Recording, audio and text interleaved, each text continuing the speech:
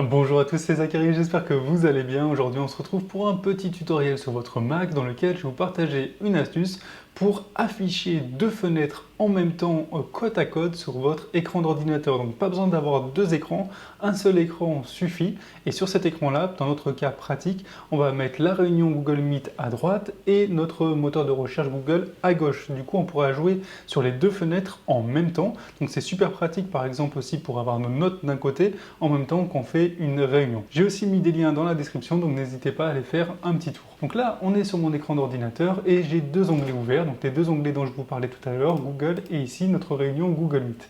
Donc maintenant, on va séparer nos deux onglets dans deux fenêtres bien distinctes. Pour ça, je clique sur n'importe lequel des deux onglets, clique gauche dessus et je descends en bas pour créer voilà, deux fenêtres bien séparées. Ici, peu importe la taille, peu importe le positionnement, etc., ça c'est vraiment pas grave. On va prendre une des deux fenêtres, par exemple celle de Google, et on va passer notre souris sur le rond vert en haut, sans cliquer, sans rien, juste en passant la souris dessus, et là on a trois options.